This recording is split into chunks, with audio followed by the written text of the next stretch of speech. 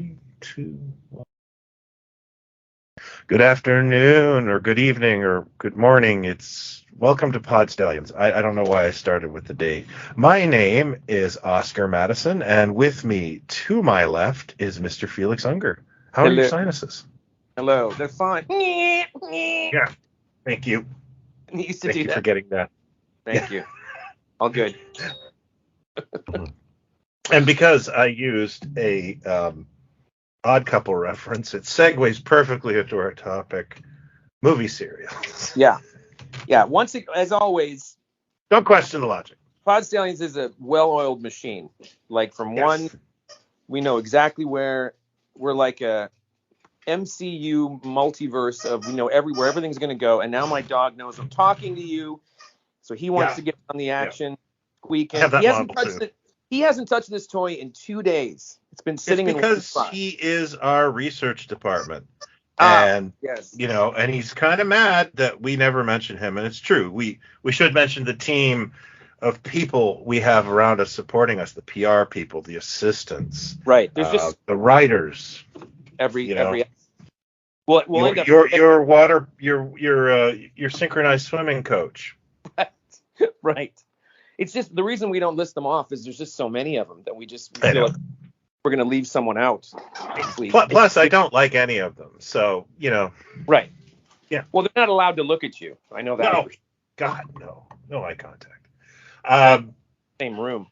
Now, movie serials is one of these things where, I think I may trump you in passion and knowledge for, and it's merely, I believe, geography that exists. I think if you had grown up in and I will explain. If you had grown up in Southern Ontario like I did, you would have gotten exposure to all these movie serials because it really depended on the market you lived in. Right. And where I lived, Southern Ontario, there was a television show called Magic Shadows. It was hosted by a film buff and generally nice man named Elwy Yoast, whose son, Christopher, wrote movies like Speed. Oh, yeah, I know that. Yeah. His father was a beloved figure in Canada. And he hosted a show called Magic Shadows, and you can see clips of it on YouTube. It has a terrifying start. It has a start. It's scary and kind of creepy. And I don't think it's intended to be, but, there we are. And Magic Shadows is I have a love-hate relationship with the show. It's mainly love, but early trauma because he would play Animal Farm, and I'd think, a cartoon. And my mom plunked me down. I remember my mom plunked me down in front of Animal Farm, went upstairs and turned off all the lights. And I just remember after watching Animal Farm, I was trying to process what I just saw. Right. And then I was like, and then I have to go up those dark stairs to bed. It was scary as hell. But he did. And you see a cartoon animals, you're just going to assume any minute now there's going to be some gags, something silly's going to happen. A show about bunnies and it's Watership Down. Yeah, exactly. Yeah, you need some prep as a kid because otherwise. When I was a film buff, when I was going to every video store and seeing what they had, I would just drive town to town. I always would go into the children's section and find the copy of Watership Down just to be like, no. Still a hit with kids. Any part. Yeah, it's very popular. It was the other one. Fantastic Planet was another movie that I saw as a child. Oh, yeah, you would have seen it because it was in French. They're showing a lot of French. It was. Yeah, I think City TV liked playing it. Yeah, but I saw it. Yeah, I saw it a few times, and it scared the living hell out of me as a kid. It's funny you say that because I dipped into it a couple of months ago on HBO Max, now Max. And it's listed there, and I'm like, I remember this from VHS. I'll give this a spin. And it is freaking weird, man. It is it's an amazing piece of work for the time and everything, but it's not a fun story. No, sir. Really strange. And so I could totally see that freaking you out. But so he ran a lot of movie serials were his passion. Yeah, and he ran them for like a decade, and I caught the mass majority of these. He played the good ones. He didn't play a lot of the crap, which I would find out later. Like the ones I remember him playing vividly are King of the Rocket Men, the Mysterious Dr. Satan, which I want to talk about a little later. Yep. Buck Rogers. Yep. Which he played when Buck Rogers the show came out. So all of us little nerdy kids would watch the original Buck Rogers and then the remake, you know. Right. I think he played the Flash Gordons. But I think the one that really I loved was the Captain Marvel one. Oh wow. Okay, so he was a huge fan of it, and I think he even brought in the original Tom Tyler outfit at one point. Oh my gosh. I know he brought in the Commando Cody outfit once. So it was really cool. But my memories are like, I mean, super vague, like really, really distant, very young child to seeing, you know, the Flash Gordon serial on a Sunday morning sort of thing. Yeah.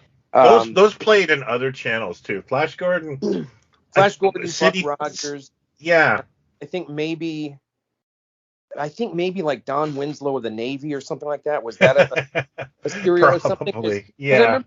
That would have been something that my dad would have stopped on and said, "Oh my gosh, I remember this," you know. And you know, he liked you know, those like Terry and the Pirates. You know, he liked that strip and some of the more less fanciful stuff. And I think that was something. But and then of course that kid's birthday party I mentioned when the dad, you know, brought out the projector and showed the Batman series. Yeah.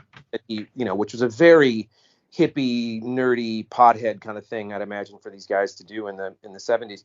But I didn't, you know, they must have played stuff on it, but it was always like a Sunday morning or afternoon, you know, like when Saturday morning was taken up by network cartoons, and then maybe a little bit later in the day. Like I remember the all the Tarzan movies, and you know, then of course, which led to, you know, all the Godzilla films and, you know, the Hammer stuff on this particular station.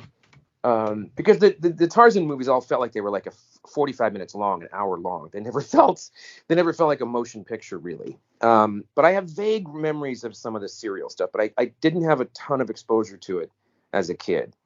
But it's cool. Yeah. Well, the other thing that happened was my family went on a vacation to Florida. I think it was like a 2-week vacation where we were driving around, and this is of course, you know, the 80s, and I picked up a book written by a guy by the name of Alyn G. Barber. I remember Alyn G. Barber looked on the back of the book. He looked a lot like, what's his name, from Richard Deacon. He kind of looked like Richard Deacon, but he was a huge serial fan, and he'd even made his own like serials in like the 60s and stuff. So he was like a real, you know, he was the guy preserving the history. He was the Donald. And the book was of the. Yeah, and you know, I have no idea if that fellow's still around. I doubt it. But what was interesting about it was like his book, because I was traveling, like my folks were just driving everywhere all over Florida. So I read this book cover to cover, and I learned a lot. Like I couldn't believe how many of these, you know, these cheapy productions were made, and how they basically were by and large pretty forgotten, you know. And it just triggered a memory that I didn't know about at the time, but the first serials that I ever watched on Magic Shadows were Captain America, because I loved Captain America. So this is probably like 75 or 76 he played the Captain America serial, so I'm very young. Okay. And the Captain America sucks. It's horrible. It's a bad serial. He doesn't have a shield. He's not Steve Rogers. He's just some dude, like a district attorney. He's kind of chubby. He's not Steve Rogers? No, so what happened was, I recently discovered this, and this is probably what triggered the episode for me. whoever was making the Captain America cereal, they had another hero. I think it was called Mr. Justice. I think it was an Archie character. Okay. And he was a district attorney who, at night fought crime as a superhero, and he didn't have any special gadgets. He just punched people and wore a mask. So they lost the rights to Mr. Justice and just went, okay, well, we'll get another character. And they got Captain America. So it was licensed by it Marvel. was licensed by Atlas, or but it was not. It was like the script for Mr. Justice. They just changed some names, and that's why it sucks. And it really is bad. Did he have a sidekick too? Wasn't there always a kid? There's no Bucky, and facially, I would say the guy who plays Captain America looks like Dick Van Patten. Oh, yeah, that's who you think of when you think of. Yeah, that's definitely who I want to see punching out gangster America. That's an example of one though that because I think that he was the first Marvel character to be in live action, right? Yeah, absolutely. Yeah, because they never did a Spider-Man movie serial or something, and no, Spider-Man, like the movie serials died by the 40s. Those were by then, yeah. So there was nobody, but they never did a Submariner or something, right? Yeah, so, Captain Marvel got a serial, and 100% probably the best movie serial ever made. The Captain Marvel. Captain Marvel's really solid. Now it was Fawcett. Yeah, so that would have been a Fawcett. It's officially different. They change it a little bit in that Billy is like 37. Slightly different. No, he's just an older dude. Right. And the other thing that sort of changes at the end, Billy loses the Captain Marvel power at the end of the serial. But for that one, I mean, you're really looking at Tom Tyler, who is one of the most perfect human beings to play a superhero. Does he look like oh my God. It's not only does he look like Captain Marvel, and he's cut and he looks good, but he also does some crazy ass stunts in the film. And the thing that would be like what, 10 chapters, 10, 30 I think it's 12 chapters, yeah. And is that 30-minute chapters with these things? No, those are like little 15-minute chapters, I believe. Yeah. Okay. Yeah, because they were shown before the picture,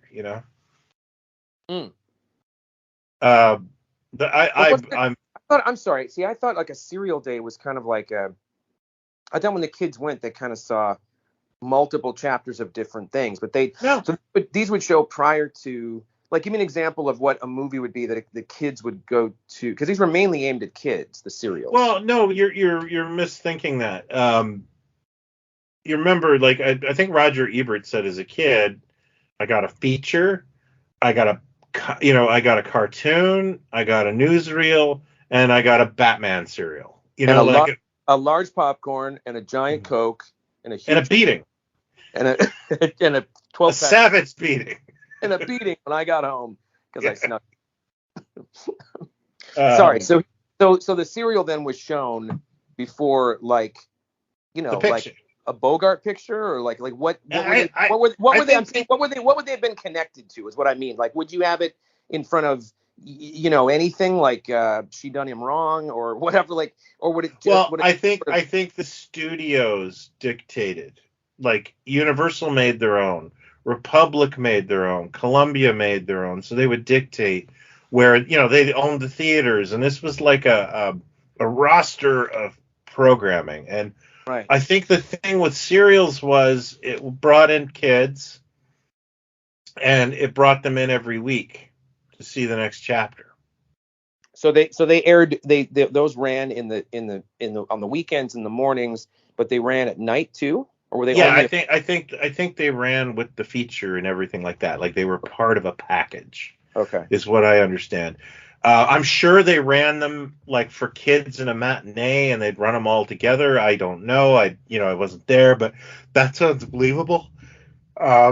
Just to get people into the seats, but right. Movie theaters at that time, like some of them would seat 2,000 people. Right. So you're just watching TV. basically. Um, Here's my okay. We can talk more about specific serials, but what I'm fascinated by is the fascination that Lucas and Spielberg, like there is a generation, Ebert's generations that but wasn't there sort of like, when did they start to kind of hit television? in the 50s. So the 50s, so very much like the monster films. Like basically in the as soon as television came, right, all of these companies like Three Stooges and monster films and all that stuff got sold to television. And I forget, there's one instance in that book, that serial book I have by Barber, that mentions, I think in the late 60s they played this serial on television, but it is extremely racist. Like super duper racist. And I think they were playing it like Detroit, and the station had to take it off the air. Oh, wow. Because people were just going, "Are you watching what on your channel right now? Are you guys awake there? And Barber does a whole chapter on this serial going, it's also bad, but it's also just horrific. Like, you just can't believe what it is. It's something about a lost city in Africa, and I'll let you fill in all the blanks on what's going on there. So the movie brats, as they were known, that generation would have been exposed to a lot of this stuff. Absolutely. And like, I mean, I don't know how Lucas is a 50s kid, right? Like, right. Yeah, definitely their exposure was not in the cinema, but it was on television. Flash Gordon, and a lot of the obviously Indiana Jones is movie serials, and what we should do is go back in time and pretend that that's the connection to this episode. Well, I was actually gonna bring it up, considering we don't tend to do stuff that's very timely, because it's we do standalone stuff with the show, obviously. Mm-hmm. But it has been a topic of conversation for a while since Dial of Destiny has come out. And I talked to a lot of people that have been digging into the other films in the last couple of months, getting excited about the new one. They start watching, and then you get this, a lot of revisionism too, where people, for 15 years, there wasn't a kind word said about Crystal Skull. When I think it's, as we talked about on the show before, like, I think it's fine. Like, it falls apart 2/3 of the way through. It's I completely agree with all of that, but it's not this travesty of justice, and it made like time $900 million freaking dollars, so people dig it, and they dig all this stuff, and people forget that the outside of Raiders, the critics were not kind to any of these films, just like they weren't kind to Star Wars, and they got a little more warmed up for Empire. But it's interesting because, like Lucas wanting to get Flash Gordon and get that license and make a Flash Gordon film, he was really turned on by the serials that he would have seen on television. He wouldn't have been the generation that saw them in the theater. And, that's the two things he's best known for, Indiana Jones and Star Wars, are direct serials. Of serials. Absolutely. 100%. Yeah. And somebody who is a better historian of these things could actually show you all the direct influences, but I cannot do that. Especially with Raiders. There's a lot of comparisons. There's some of even the stunts going under the stagecoach, and different serials that they were influenced by, and you see it in Star Wars too. The wipes on screen. The iris thing, the crawl at the beginning. I mean, millions of people have talked about this in depth, better than us. But one thing I want to say about them too is, like, Spielberg recently condemned comic book movies, and I think he's mistaken, because comic book movies happened because this was a form of media that is disrespected, thrown away. Yeah. And then, always a studio, started making credible movies out of these characters, believable, credible, popular movies. and created love letters, and now we've got this spree. That's the exact same thing he did with movie serials. I With don't think Raiders. him, Scorsese, I get the sentiment to a degree. Mm. It's a little different with Scorsese, but with Spielberg, it reminds me again of Alan Moore. Like, whenever I talk about Alan Moore with Alex, I mean, Alan Moore is one of his heroes. It's like the way he condemns the medium now, the way he, poo-poos most of what he did and what's happened to comic books and stuff. And it's like, he got to play in a sandbox with all these other characters that other people created, or he would take some and, riff on an original character and do something different. It's really rich to be condemning it from a distance now. And as far as Spielberg and Lucas go and what they did, and especially Spielberg's comment, it's like, the only thing that changed is that technology suddenly went apeshit in the last 25 years with what effects could pull off. And if that technology had been around, 30, 40, 50 years ago, you would have had many more comic book films. The thing that always hindered it was making it believable. Exactly. And to the point, getting back to serials, if you watch the old Kirk Alyn serials, Kirk Alyn is a pitch perfect Superman. Like, that dude's in shape. Now he was also the voice of Superman in the radio show, correct? No, that's Bud Collyer. Kirk Alyn was an actor, and he also played Blackhawk, another soon to be. I love Blackhawk. He played Blackhawk in the serials, and Kirk, you can't get a better Superman than Kirk Alyn. He's beautiful.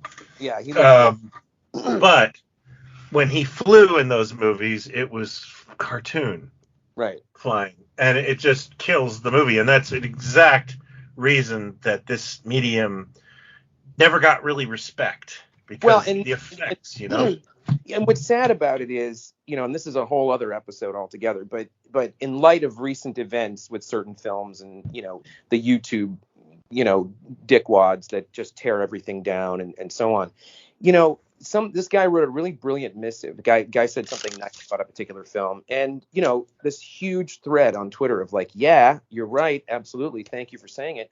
And then the next day he said, well, what a great response. I'll give you something bigger. And he's a movie reviewer. And he said, people have to remember there was a time 25 years ago that when people went into a film, especially critics, they didn't know every goddamn thing about the movie. They didn't know the budget. They didn't know all the ins and outs of it. They hadn't seen 15 clips before they got there. They didn't know how effects were made, et cetera, et cetera. And you could just go in and judge the story and, pick on things that aren't up to snuff or whatever. And so, there's a generation now, or like an attitude from people that goes after things like that. Like, well, the flying didn't look great. And it's like, okay, but if you were sitting in a theater back then watching Kirk Alyn, especially if you were a kid, you wouldn't know the difference, because your brain gets tuned to different things, and nothing is impressive anymore unless it's absolutely perfect. And nothing is perfect.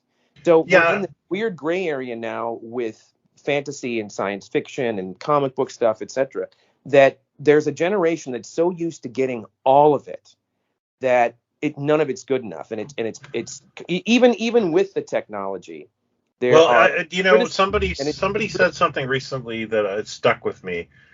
He said he believed that effects don't work if you can figure out how they did them.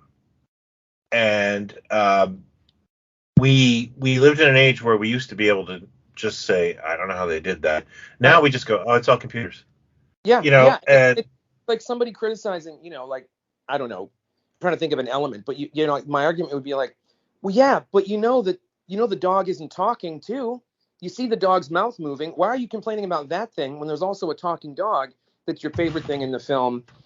It's, you either give over to it and just enjoy the storytelling. But if you're looking at where all the seams are, then you're not enjoying it to begin with. And there's just literally hundreds and hundreds of videos on YouTube that's all they're talking about. And it's really kind of been the undoing of all this stuff, where it's not, they're even looking back on early Marvel films and going, that looked bad. That's it's like, my God, it was only 15 years ago. Like, things change. And as far as the deep fake thing goes, it's like, then just put it away. Just put it away. The technology, if it's not there and you're going to tear it apart whenever it shows up, then just put it away until it is. Like, did you see the Nimoy thing by that Otoy company? The thing that was on YouTube where it's Nimoy. He looks like motion picture era Nimoy. It's incredible. Yeah, I did see that. Yeah. Okay. Well, that took almost 10 years. That guy is a friend of Alex's, friend of J.J. Abrams, etc. That little Nimoy thing took 10 years to get that like that. And it looks incredible, but there's no walking and talking to go with it.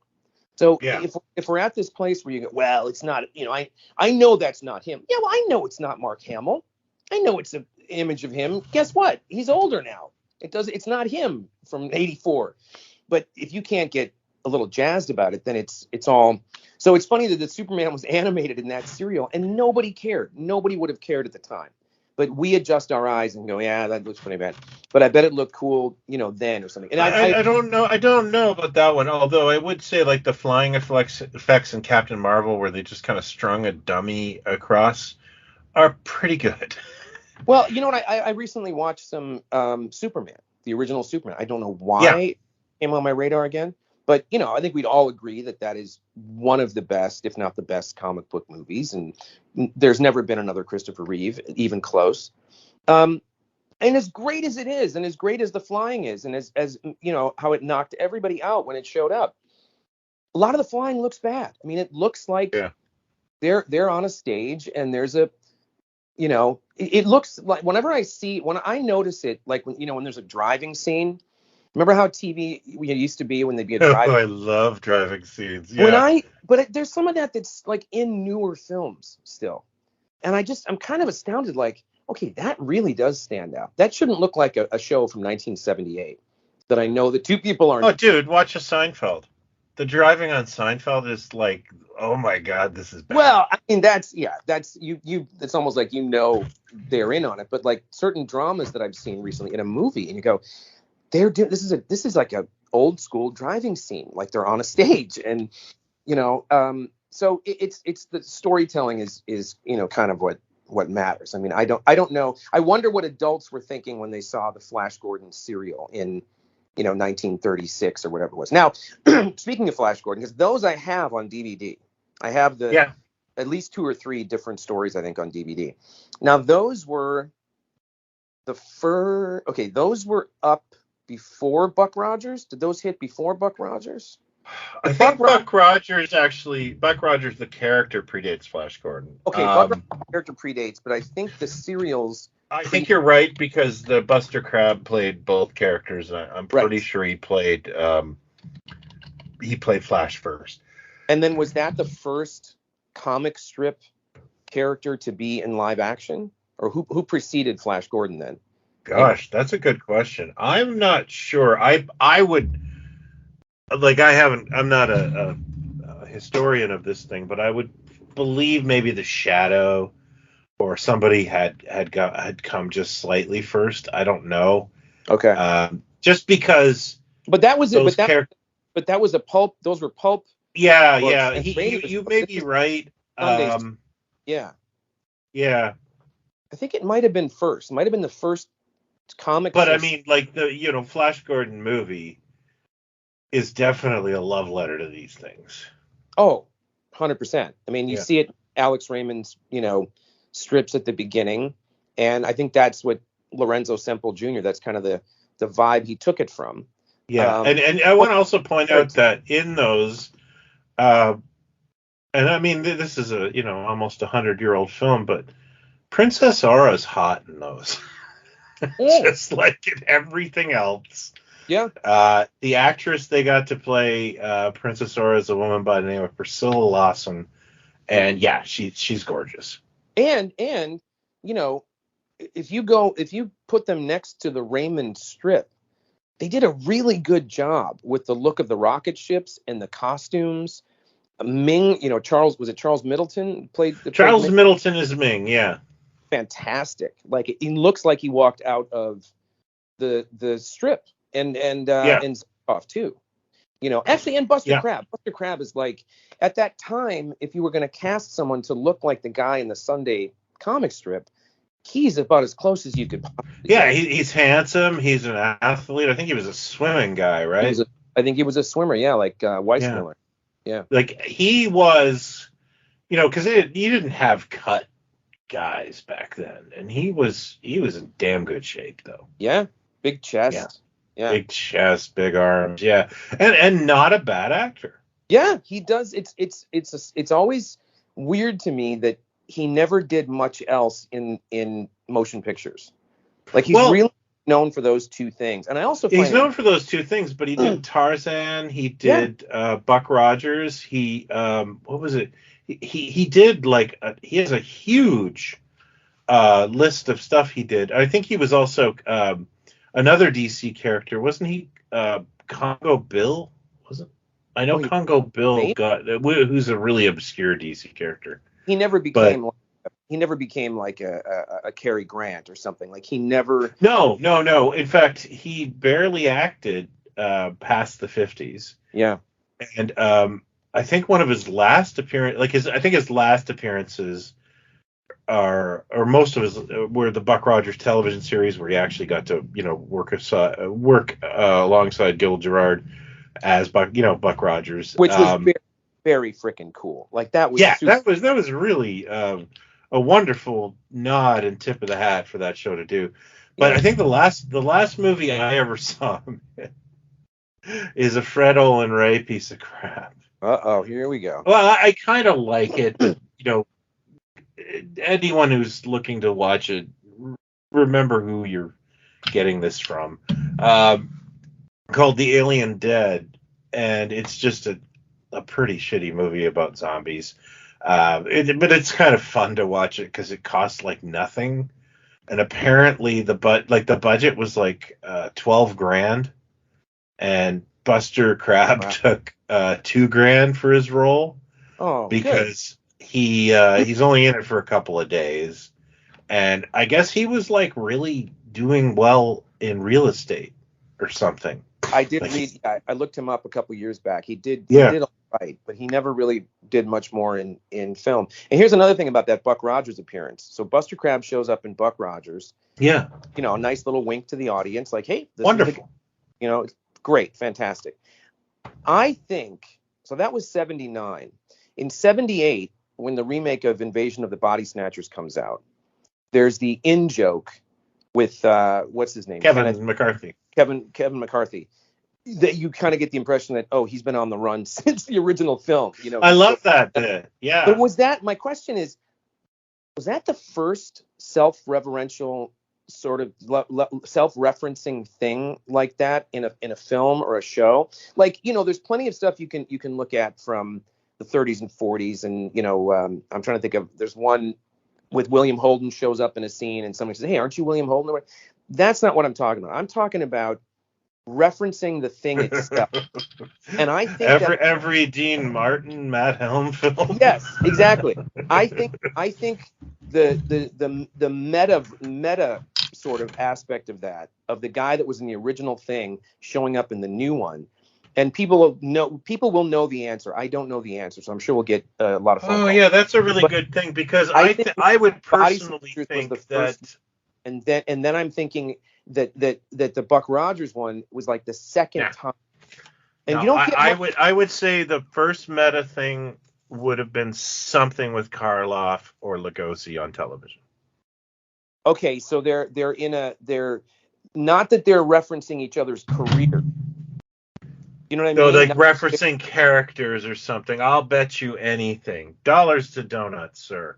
Or a situation where two people that played Frankenstein's monster are in the same. Oh yeah. Okay. Yeah.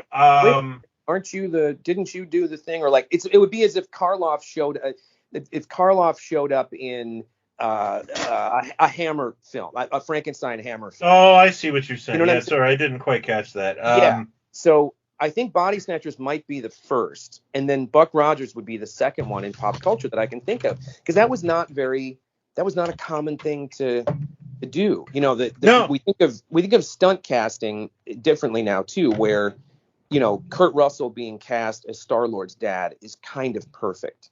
You know, Yeah. but it really kind of started with Connery being Indiana Jones's dad, where you're bringing the weight of the previous career and the major character that he played with you to this thing, and making that, you know, sort of connection.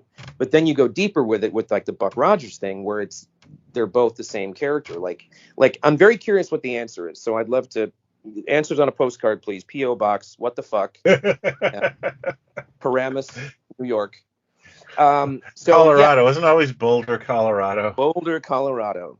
Or 356 Spart Street, Ottawa. You know, it would be like, here's one that you'll get a represent. It would be like that if Tom Selleck showed up on the new Magnum PI, because I know you're a big fan of the new Magnum PI. It would be like I've seen every episode of the show I'm just hearing about now. So that's what I mean. So give us your answers. I'd love to know. So did you see the, like, Flash Gordon, Buck Rogers? Did you see that stuff on Saturday, Sunday mornings as well? Yeah. That Flash Gordon played everywhere. And I think it was also that in the 60s, and we can get into this now, these things became kind of like high camp.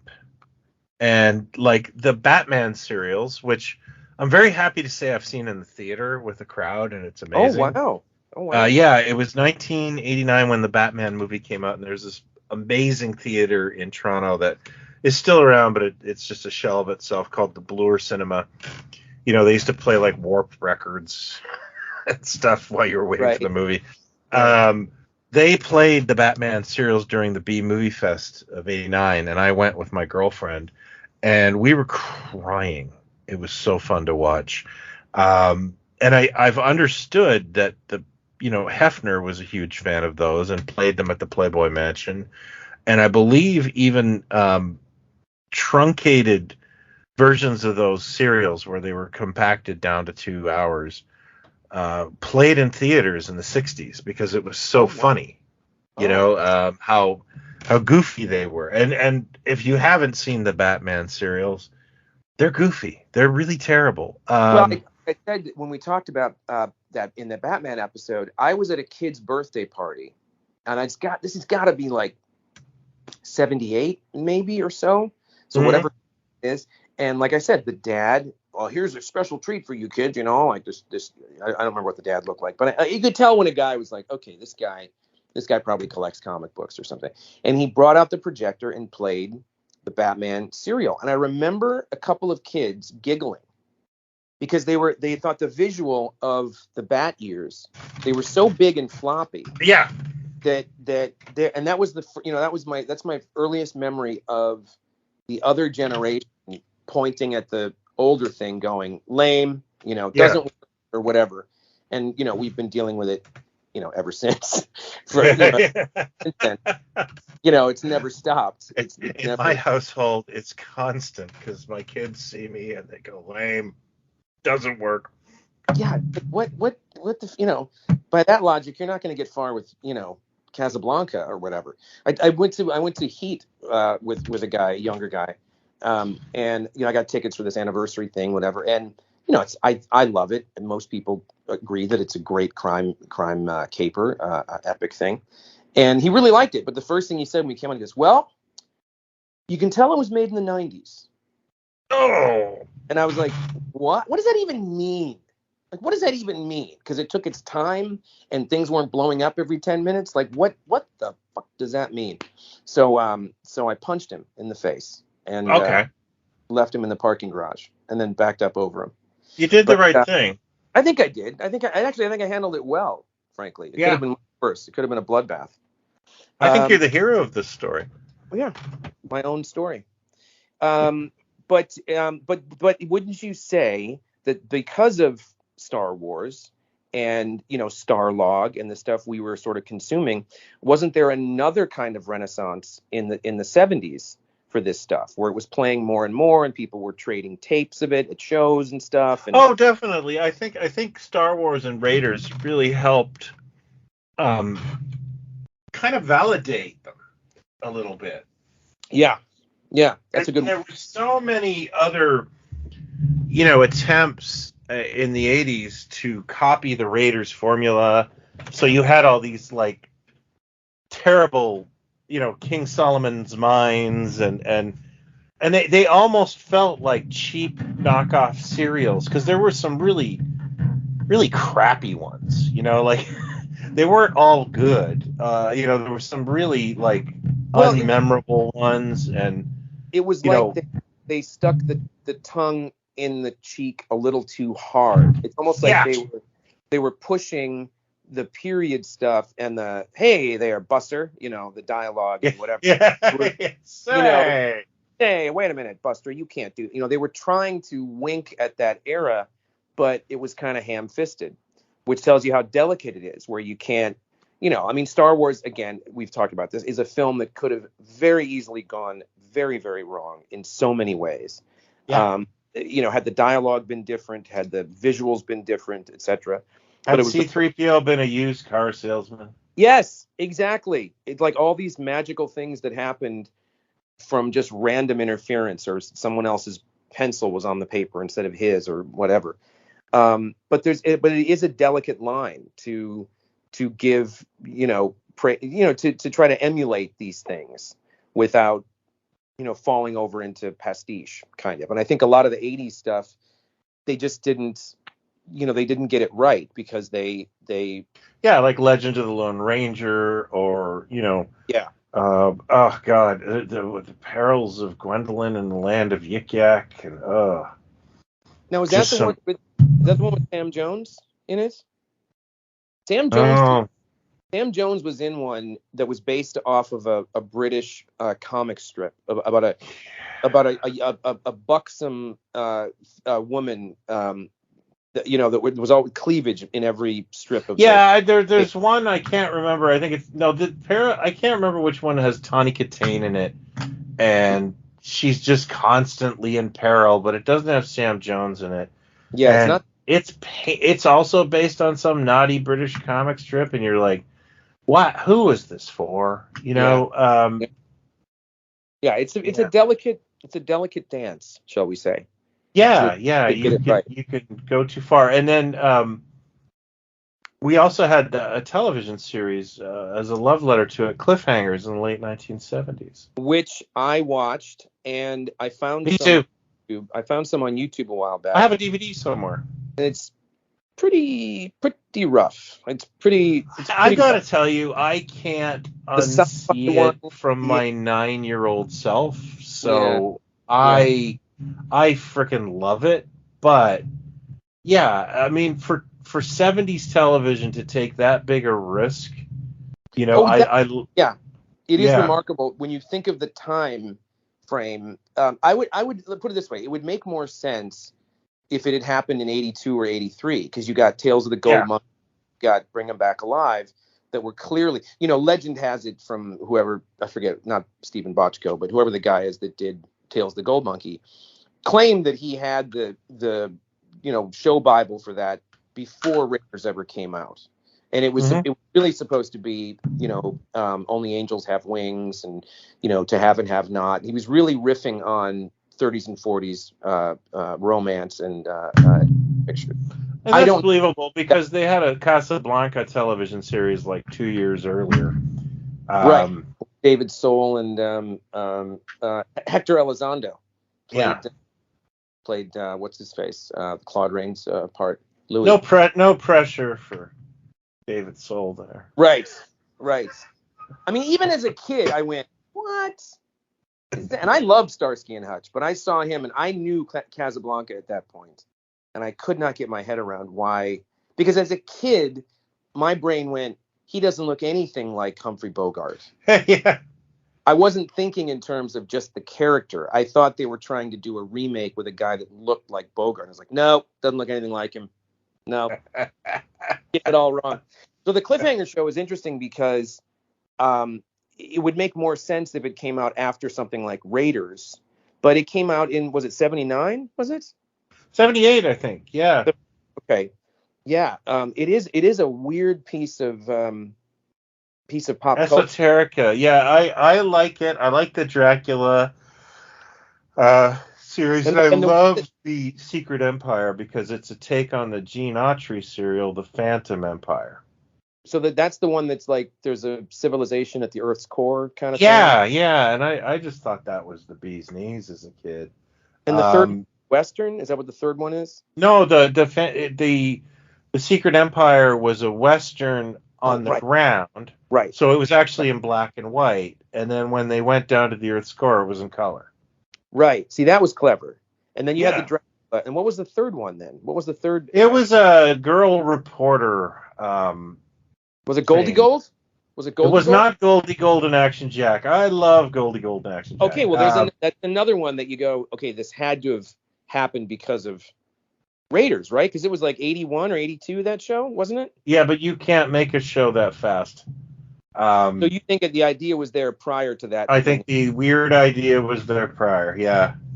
Oh, interesting. Oh, I didn't know Jack Kirby worked on that. You need a nap, my friend. This is like my goodness, yes. I have been driving all day. I'm sorry. I didn't know Kirby was so was that like a Hanna-Barbera thing? No, it was Ruby Spears. Jack Kirby worked for Ruby Spears. So Ruby Spears did the Fantastic Four series. No, that was DePatty Freeling. And he worked in 79. Yeah, I think he worked on that one too, but I think he worked on Ruby Spears for things like Thundar the Barbarian and Goldie Gold and Action Jack, and I think he even designed Turbo Teen, which we don't need to talk about. Yes, we do. Don't know. I find it interesting too that Buster Crabbe did both Flash Gordon and Buck Rogers, which were separate studios, right? Weren't those separate? Yeah, I believe so. Yeah. That's kind of interesting. Where like they didn't have like, nope, that's a competing character and a competing property. I don't think it. Back then they paid very little for all of this. What about like Rin Tin Tin and those things? Did you ever watch those? Did those ever air on? No, I don't know if those aired. I wouldn't have watched the Mountie ones. I really was looking for fantasy. I didn't want to watch G-Men or that kind of stuff. And there was lots of that stuff. I believe there's several Lone Ranger serials, and there's a couple of Lone Ranger serials where they do not have the continuity of the established character. In those, the Lone Ranger is like a mystery what his identity is. Oh. But isn't that what it is in all the stories, that nobody knows who he is? No, what I mean is there's no whatever his name is, Dan Reed or whatever.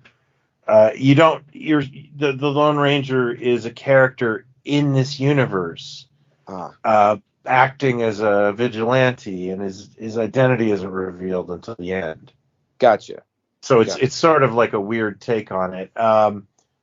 There was a version of the Phantom. I believe Tom Tyler played the Phantom as well. And he looks pitch perfect, but apparently the serial isn't that good. So wait a minute. Let's hold that. So go back a bit. Kirk Alyn was Superman. The Batman one was what? One serial? 112 No, there were two. Oh, there were two of those. Okay. Yeah. And what? I think there were two Supermans as well.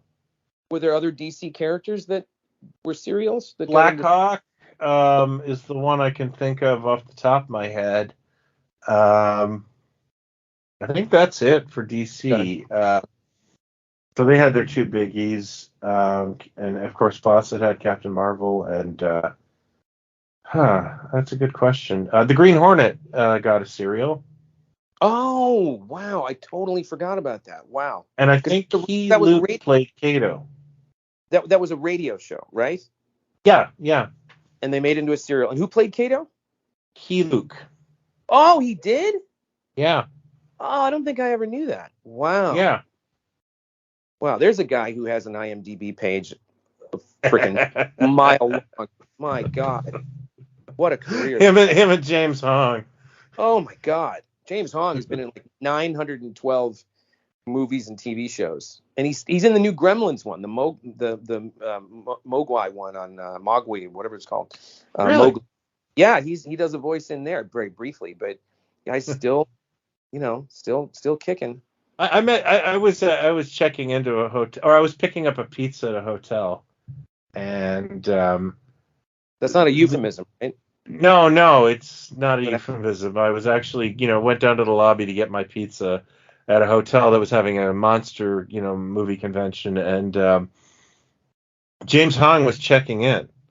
Oh, So wow. in between, I was just getting my pizza. I saw James Hong there, and I saw him the next day because he was actually a guest at the show. Right. But the pizza guy lost his marbles. Uh-huh. And this was the thing that killed me. He just went to James Hong. Hang on. And he went to the car, which was parked out front, and he got his brother out of the car. I don't know why his brother was with him. And his brother, he goes, I just want you to meet my brother. And the brother's like, who is this guy?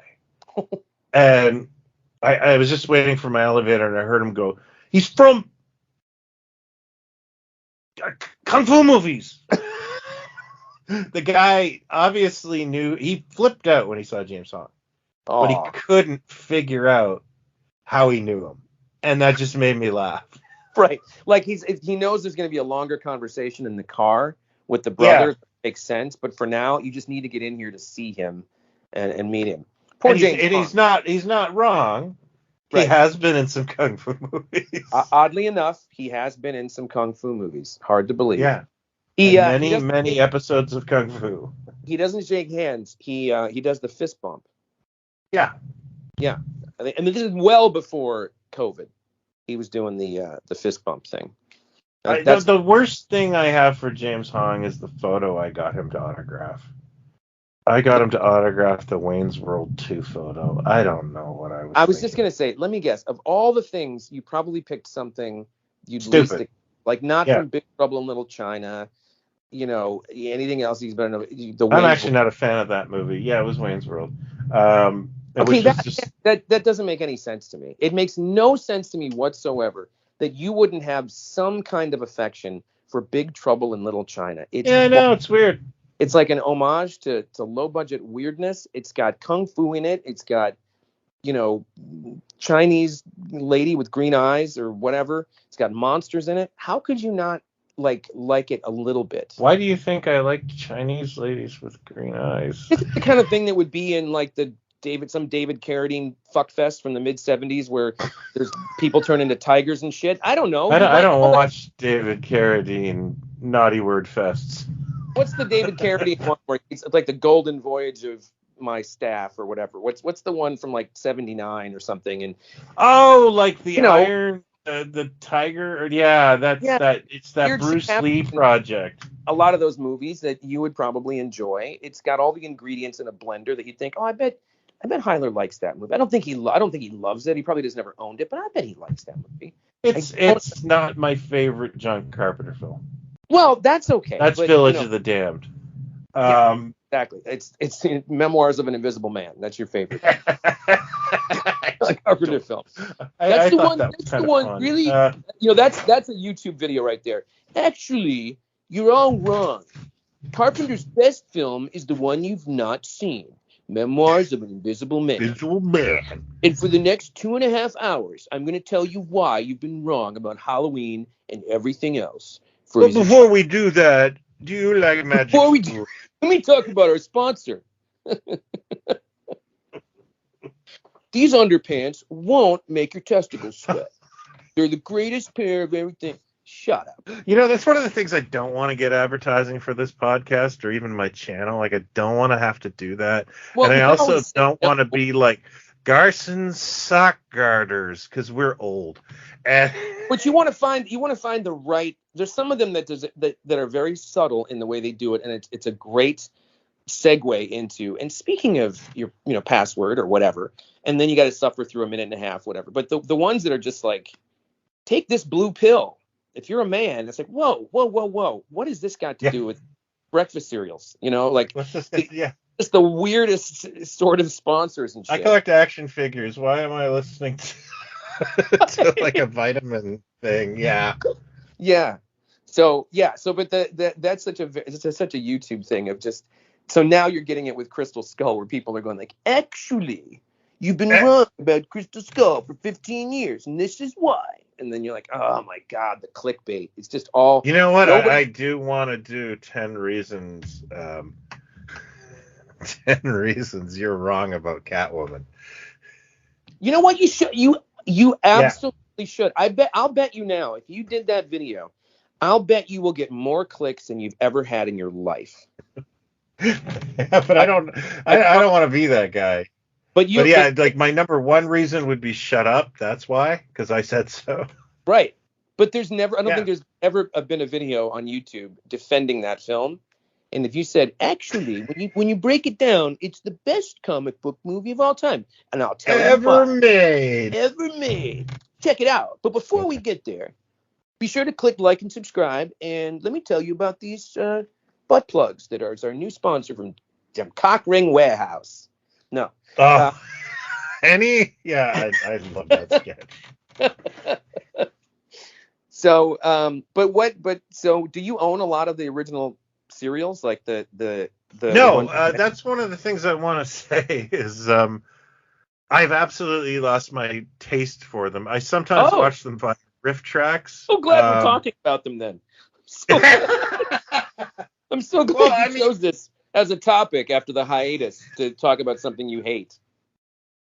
I didn't say I hate them. I know. I said that I just have lost my attention span for them. They were amazing little oases in a time when you did not get superheroes punching bad guys on television. That's true. And I even sat through one that was called The Mysterious Dr. Satan, which was actually about an evil scientist, and he had a robot. But there was a superhero, and the hero was just created for the serial, and I think his name was Copperhead. He's just a guy in a mask. But oddly enough, because of Turkish, like apparently these movie serials all played in Turkey, and the Turks would knock off these serials years later. So you've seen like the 3 Dev Adam, which is the Captain America from the terrible serial. It's not the Marvel Captain America. It's that Captain America. And they did a version of The Mysterious Dr. Satan. I'm dying to see. Someone has even dubbed it, but I cannot find a copy of it. Can I just say, if your name's Dr. Satan, what are you going to do? You better be mysterious. Yeah, and you better be evil. Like it's almost like you're predilected to it. Yeah. It's not going to be like nobody's going to Dr. Satan gynecologist. It's not called The Fabulous Misadventures of Dr. Satan. Yeah. No, it's The Mysterious Dr. Satan. The Wacky Adventures of Dr. Satan. Dr. Satan, Queen of the Desert. 12-part serial. He's got a prescription for fabulous. Fabulous fun. He better be mysterious, and he better be freaking evil if you're taking that name. That's all I'm going to say. Yeah. And you better have a damn robot. Yeah, you better have. They should all have robots, frankly. Every one of these. Personally. Yeah, and I think that there's some really iconic stuff that came out of movie serials, like talking of evil scientists with giant robots. There's a wonderful serial that's actually quite terrible called The Phantom Creeps. Oh, I've seen this. I think I've seen this. Yeah, it has Bela Lugosi, and he can turn invisible, and he also has this robot, and it is the most sublime, weird design of a robot. It looks like a walking tiki idol. And Rob Zombie appropriated it for his videos and tours. Oh, wow. Like they rebuilt I don't think it's the original prop. That's probably been destroyed. Creeps. Called the what creeps? The Phantom Creeps. The Phantom Creeps. I think I've seen this, or I know of it somehow. Well, if you Google the robot, you'll get it. You'll go, oh, I've seen that. Oh, okay. Okay, maybe I'll do that while we're. But here's what's interesting about the Batman one that you're talking about. Yeah. We're talking about like not having enough, heroes fighting each other and stuff. So we had the original Batman series, Adam West in reruns and syndication.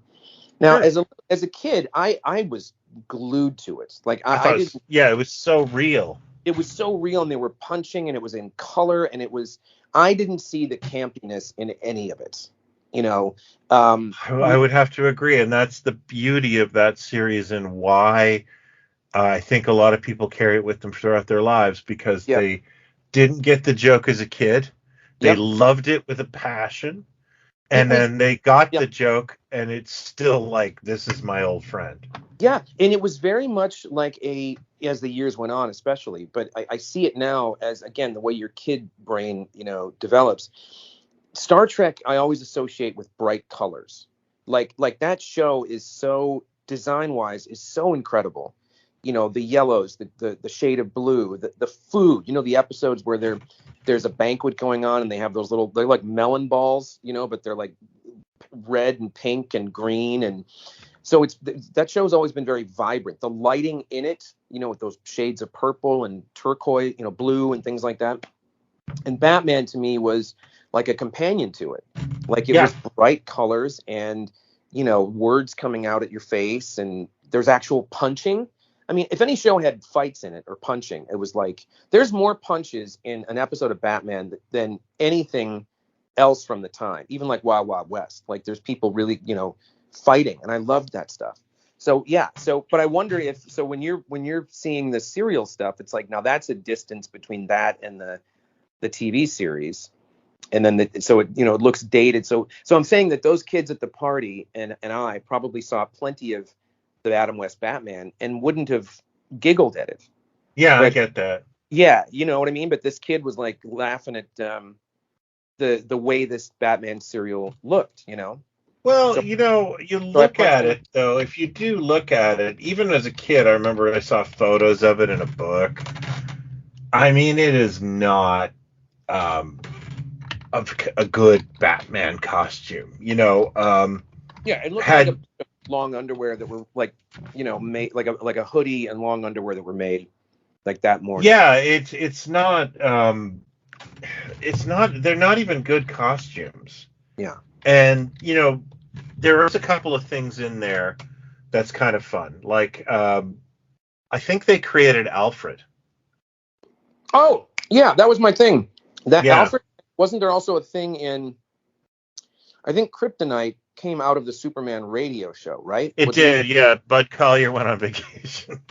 But was there something? So he went in a closet and said, "I'm not available. I've had kryptonite poisoning." But wasn't there something in the Superman serial that made its way into canon? Or am I wrong? Somebody was introduced in the serial, or something was introduced, or I think you're right, but I can't remember what it is. Okay. And Alfred came out of the serial. And Batman serial. Did the word Batmobile exist before the Batman serial? Yes. It did. Yeah. I mean, there may be other things that happened, but there were two Batmans, and one of the Batmans looked pretty good. I can't remember which actor looked, but one of them was, broad-chested and muscular, and the other guy was like just kind of frumpier, but even worse, his mask just made him look like a devil. Yeah, well, he was probably auditioning for the mysterious Dr. Satan. He went to the wrong set. But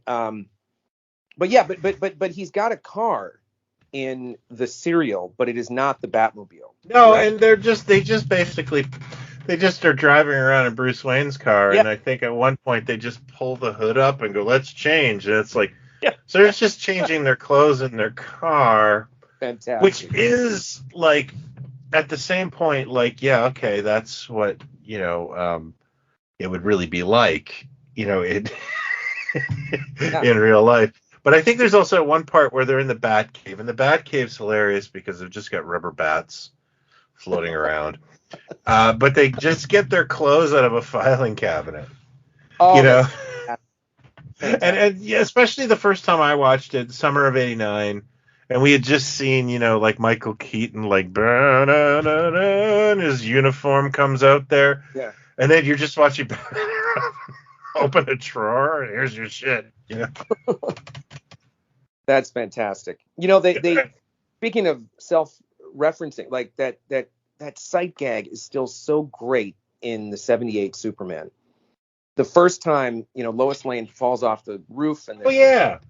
And he walks past the phone kiosk, not a phone booth. That is still a brilliant gag to put in there, because then it makes you think too, like, how did he ever get changed in a phone booth anyway? That's just such a weird thing. Because he was so fast, right? I guess I don't know if that was that like that in the comic, but it's just such a. If you see a guy go in to that phone booth and he walks out as Superman, you're gonna go, hey, wait a second. Well, that at the time, though, if you think about it, was also like a comedian's joke for years. I mean, Superman was so in our pop culture that there were a million jokes about him changing in a phone booth. Oh my God! So for Donner to put that in there, he's just basically like, referencing it and going, he's not going to do that. And now it's impossible for Superman to change in a phone booth. Exactly. It's a great gag to wink at the audience, but it also makes you go, that never made a lot of sense for him to go in the phone booth and come out as Superman, sort of thing. But it's still in the lexicon. There's been merchandise made of him. Isn't there like an ornament where he goes in? Wasn't there a toy? Didn't they do a thing? Was it Mego was trying to do a spinning. Yeah, a spinning like the Enterprise, like the standalone Enterprise. Yeah. They tried to spin that off for Superman, but it never got very far. Yeah, that would have been a brilliant Mego toy. That would have been perfect. I don't think it would have sold, but I think it would have been like a brilliant Mego toy. Yeah. Well, it probably. I mean, it's the two go hand in hand. I mean, I would think it would. That makes more sense than giving him a jet with fists, like Corgi did, I guess. Why you?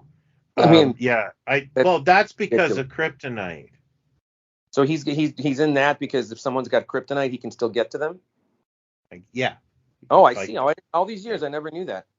Yeah. And why does Spider-Man drive? Is there a reason for that too? Like, shut up. That's why. I just kind of wanted to go through some of the titles here. Please do. I talked about the Phantom Empire, which is what Cliffhangers is based on, where Gene Autry finds an evil underground civilization, but he's still Gene Autry, the singing cowboy. And the Lost City is the name of the very not so good one. It's a science fiction epic film about Africa, and you'd look it up on your own. It's pretty weird. But the Undersea Kingdom had Ray Crash Corrigan, who was also a huge serial star, and I love his name, Ray Crash Corrigan. There was one I wanted to talk about though, and I'm just there were Dick Tracy serials. Oh yes, with Ralph Bird. Zorro serials, Jungle Jim we talked about. I'm just trying to think of there was just one of the Spider, who was a pulp hero. Right, the Spider. Yep. And the Phantom City, what was it called? The Phantom what? Phantom Empire. Phantom Empire. That's clearly Lucas is winking at that for most definitely. Yeah, Phantom Menace, yeah. There was Mandrake the Magician, which I've never really been a big fan of. Now that's another King Features guy, isn't it? Absolutely, yeah. And by the way, Buck Rogers came out in 1939, well after Flash Gordon. So Flash Gordon was 36. I just wonder, this is my second question for the audience, if anyone's listening, was that the first serial based on a comic strip? Not a. You know what? I'm just gonna look here because I think I have everything here. 1936. I'm just going to look at 1935. I have this long list. While you're doing that, I looked up. Tarzan's not a comic strip character, technically, because he's actually a literary character. That's right. The Perils of Pauline predates it, but I don't know if that was a comic. And also, I looked up. You might be right. We'll get some postcards and see what people say. I do totally recognize the robot from. 100%. Yeah. Yeah. Totally. It was in books. It was in Starlog. I'm sure that And that thing, I would buy it. If Super 7 is listening, and I know they are, make a figure of that. I'll buy one. I'm gonna see Brian in about a week and a half down at Comic-Con, so I'll slip him $5 and see what I can. $5 Canadian. $5 Canadian. But we should also say, while we're wrapping this up and praising all these things, and you can go take a nap, Granddad. Well, I actually want to talk about one last crescendo before we end, but you keep going. Okay. Well, I was just going to say that a huge debt of gratitude, debt of whatever, is owed to Starlog. Because Starlog, so much of this stuff I wouldn't have known about if not for Starlog. Oh, yeah. Total gateway drug.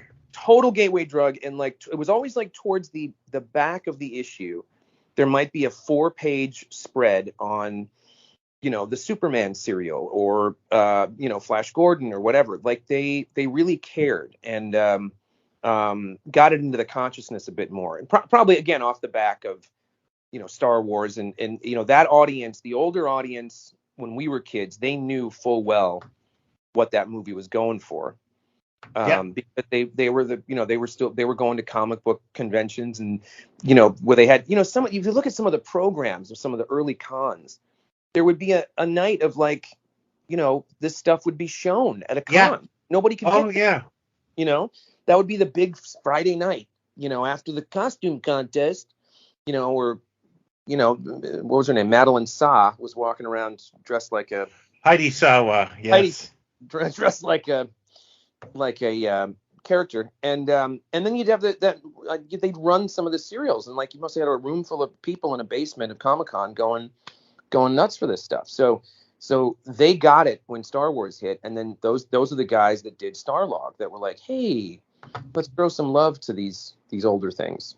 And I love that. And one of the biggest love letters to these is, and it's so perfect, is a film I adore, and I just recently rewatched. I showed my daughter recently. J-Men Forever, which is J-Men, not G-Men, J-Men. Okay. And what it is a film, and seek it out. I think it's on YouTube. The Firesign Theater, who I love. They took all the old movie serials. I don't know how they got the rights for this, because there's some stuff in this that's insane. And they turned it into a story.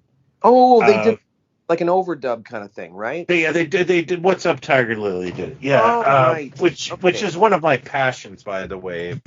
I love overdubbing, new track movies like this, especially when somebody really funny like the Firesign Theater is working on it. And oh my God, this movie never is boring, because they just keep it going.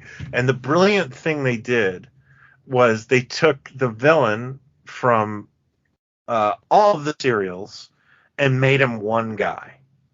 So he just keeps changing his costumes. So the narrative is perfect.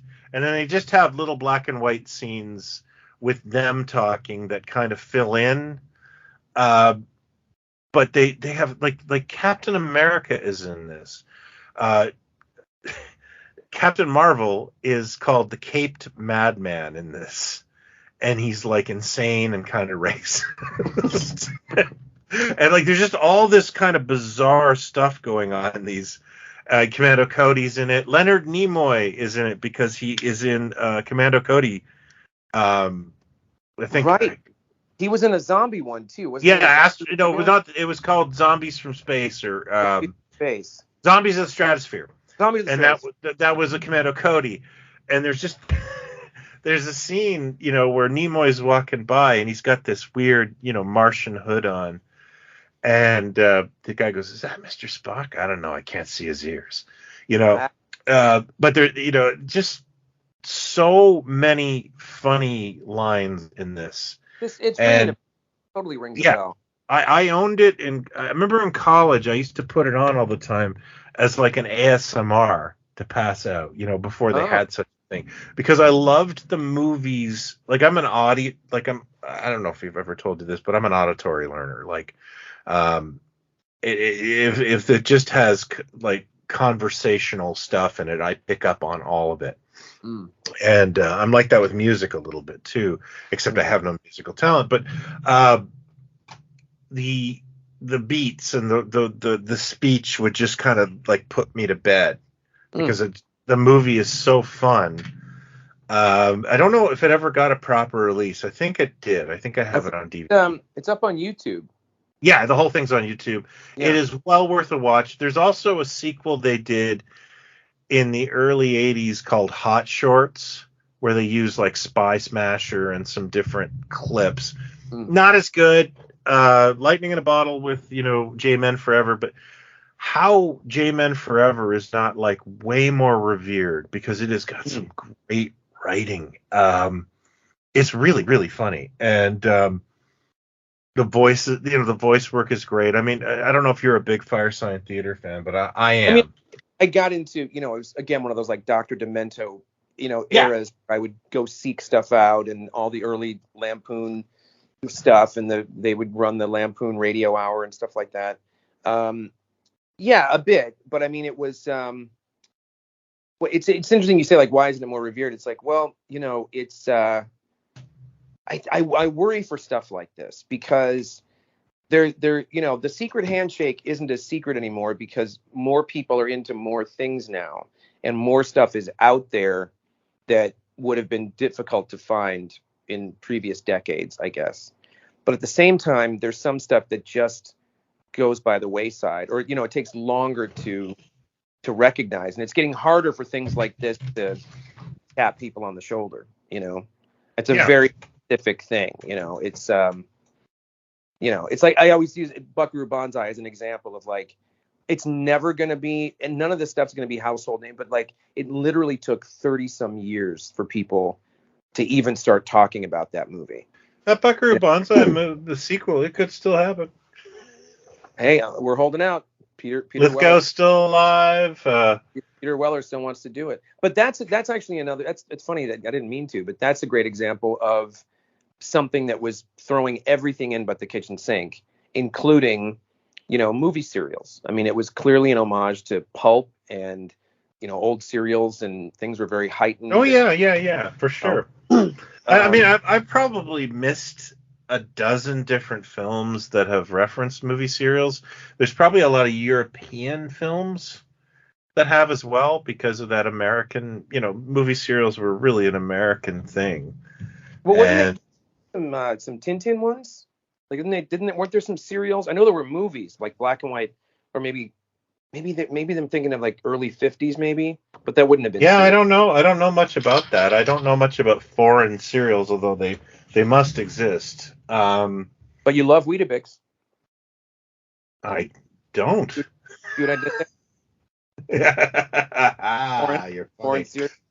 Well, wait a minute. No, I'm from Canada, so Weetabix is not a foreign cereal. Oh, sorry, my bad. Because you're Cookie Crisp would be a foreign cereal. I always think of you as an American. My bad. Oh, I am a full-blooded Canadian. If you prick me, gravy comes in. So, but are these things that you revisit now and then that you watch still, or just? I'll watch them with riff tracks. I do love J-Men Forever. I will say this. Years ago, I think I bought a disc of the middle, like the Flash Gordon, the Buster Crabs, and I watched them, and I was like, these are really good. Like, yes, the spaceships are ridiculous, but the actual work they put into those is like, this is pretty respectful, and I enjoy it. Up that a while back, I think when they put Flash Gordon, because the 80 movie had been in moratorium for years. Oh yeah, maybe it's on there. Maybe it's on the. No. There's one or two chapters on. There was a Region 2 that was a steel book, and there were a couple of chapters, and they just redid that for America, but without Brian Blessed's audio commentary. You can only get it on Region 2. But then when they finally put it out, when I made the. So Region 1's eardrums just cannot handle. Right. Yeah. But it was the movie was in moratorium on DVD for a long time, and whenever it was, whether it was that first batch when I got Alex connected with them, and he did the artwork for that. But I think there was a release after that, maybe for the 30th anniversary or something. I forget. But somebody put out a 3 or 4 disc set of all the Flash Gordon serials that came with a booklet that kind of gave you the history and gave you some strips and everything. And I put it on one day and actually watched some of these, and I went, this is actually pretty good. Like these are not, it's not completely cheesy. Things aren't falling off the walls, and Buster Crabbe is great, and it's got a good look to it. Like they're not, they're not an embarrassment or anything. You know what I mean? And they're really directly from the strips. They're really taking the Alex Raymond strip and turning it into live action. I think I couldn't get over how much I was enjoying it. So there's hope for me yet, but I think I just lost my flavor for it, or my taste for it, since I was a kid. I don't know what it is, but I do love watching, like, if there's 2-hour versions of some of those, and I will watch those. Yeah. Well, the beauty of it is, like a lot of the stuff we talk about, if anybody's interested or curious or hasn't seen anything, but now most of it's probably up on YouTube. You don't really have to hunt too far or too long, or, meet a guy behind the 7-Eleven, with a paper bag, and, I don't have to see that guy anymore. He's still there. He's still doing deals. It's all out there. So that's kind of a fun thing about this particular subject is most of the stuff is no one's really cracking down on the copyrights, for. But I think their legacy is bigger than we realize. Like, we aren't watching movie serials anymore. I do honestly think that, like, Star Wars and Indiana Jones, 2 very humongous franchises, are directly tied into those things. 100%. 100%. But I'll take even one step further, because, if you really want to get scientific about it, James Bond, Dr. No from Rush with Love, whatever your mileage is, doesn't matter. People have to realize that really is the precursor to the modern action film. Not like, Die Hard or whatever, but just try to find a film prior to Dr. No that is not a movie serial, okay? That doesn't have action every 10 or 15 minutes or so, or some extraordinary stunt or whatever. They just didn't exist. There were movies that had a slightly more, pulpy feel to them, but not action the way we kind of understand what action films are. So Bond is kind of the precursor. And what Raiders was Spielberg wanting to make a Bond film. When Lucas said, I got a better character, let's do this. So that was that first one was his, this is what I would do if I had a Bond picture. So really the modern action film, comes from serials. It just gets laid out better in something like Dr. No or Goldfinger or whatever, and that becomes the standard. And then Raiders becomes the standard because it is nonstop. It becomes the next standard of modern action sort of movies. And it's coming from this place of, having to move the story along very quickly in the serials, and have action every couple of minutes kind of thing. So it's all connected. Absolutely. And when they fight, their hats stay on. That's right. Everybody's hat stays on. It was a different time. People had much fatter heads back then. Another really great, before we end, is another really great parody of movie serials is on SCTV. What is the name? Two Gun Justice. And it's a Western with Eugene Levy as the hero, and his name is Don Mills, which is funny because Don Mills is a road in Toronto. Don Mills Road, and Martin Short plays a character named Cheap Laughs, who's just a Gabby Hayes type character, and they have to stop Tojo from stealing uranium. Fantastic.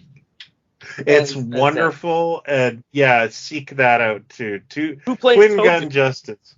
Let me guess. Just an Asian guy. It's not Dave Thomas. Not Dave Thomas. Okay. Moved on a bit. He was a bit fond of that. Who was the character that Dave Thomas played? The guy that had a talk show? What was it called? Lingy Tang. It's still one of the funniest sketches ever. You know what's funny about SCTV is I once read in Dave Thomas's book that like Ling Yi Tang was always a makeup challenge because it never got presented the same way, and a lot of the people didn't want to do like straight up, Asian face, so he would end up going out with a wig because they're like, no, we're not doing that. I might be seeing him San Diego as well. So I'll bring. Well, I would really like you to give him a very big hug from me. I will do. I absolutely will. And I'll ask about Ling Yi Tang's talk show if it's coming back. Gonna bring it back. You can do that. You could ask him about Rocket Boy. And if you don't know what Rocket Boy is, it has James Hong in it. Rocket Boy? Was that an SCTV thing or a movie? No, it's like a post SCTV pilot that Dave Thomas did. Dave Thomas to me is the Dan Aykroyd of SCTV. He has some really good concepts, but on his own, it's just too weird. It was about time travel. It was like a pilot, and it's a TV pilot. This was 88. And it's on YouTube. Yeah. And it's he's like a guy who, oh God, it's late 80s. Oh my God, it's 89. I thought it was 88. It was 89. Okay. Yeah. What's it called? And it's called The Rocket Boy. No, not that one. The one I'm thinking of where it's something to do with time travel, and he goes back to, he jumps around in time, sort of. You know what I'm talking about? I think everybody's in it. Catherine O'Hara, I think, is in it, and Martin Short is in it, and he basically called in favors to everyone. I think it's like late 80s, maybe mid 80s, 86, 85, 86. Oh my God, I've never seen this. What's it called? Incredible Time Travels of Henry Osgood. That's it. Wow. It's got Valerie Brownfeld. Oh yeah, John Candy. And Michael Short and Paul Flaherty are writing. Oh yeah, okay. Yeah, give that a spin because it's I'd never seen it. I don't think I'd ever heard of it, and I watched it.